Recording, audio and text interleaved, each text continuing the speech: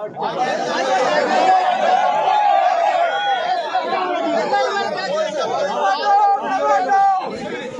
மாவட்டம் கூடலூர் அருகே உள்ள தேவர் சோலை பேரூராட்சிக்குட்பட்ட பகுதி காரக்குன்னு. இப்பகுதியைச் சேர்ந்தவர்கள் லிங்கராஜ் வயது 65 மற்றும் ரவி வயது 55. இருவரும் நண்பர்கள். எங்கு சென்றாலும் ஒன்றாக செல்வார்கள். இருவரும் நேற்று இரவில் இருந்து வீடு திரும்பவில்லை. குடும்பத்தினர் அதிர்ச்சியடைந்தனர். ஊர் மக்கள் உறவினர்கள் தேடினர். நீண்ட நேரம் தேடிய நிலையில் இன்று அதிகாலை தேயிலை தோட்டத்தில் இருவரும் சடலமாக கிடந்தனர். உடலில் காயங்கள் இருந்தன. காட்டு யானை தாக்கி இருவரும் இறந்தது தெரியவந்தது. தகவல் அறிந்ததும் போலீசார் விரைந்து சென்று உடல்களை மீட்டு பிரேத பரிசோதனைக்காக அனுப்பி வைக்க வந்தனர். அதற்குள் 300க்கும் மேற்பட்ட மக்கள் கூடிவிட்டனர்.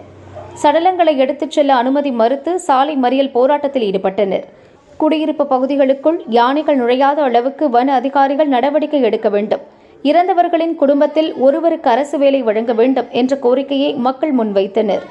கூடலூர் ஆர்டிஓ குணசேகரன், டிஎஸ்பி செந்தில்குமார் சமரச பேச்சு நடத்தினர். 3 மணி நேரம் மக்கள் போராட்டத்தில் ஈடுபட்டதால் பதற்றமான சூழல் ஏற்பட்டது. குடும்பத்தில் ஒருவருக்கு அரசு வேலை வழங்குவதாக உறுதியளித்தனர். குடியிருப்பு பகுதிகளில் சுற்றித் திரியும் யானைகளை உடனடியாக விரட்டுவதாகவும் உறுதியளித்தனர். அதன் பிறகே சடலங்களை போலீசார் பிரேத பரிசோதனைக்காக கூடலூர் அரசு மருத்துவமனைக்கு எடுத்து சென்றனர்.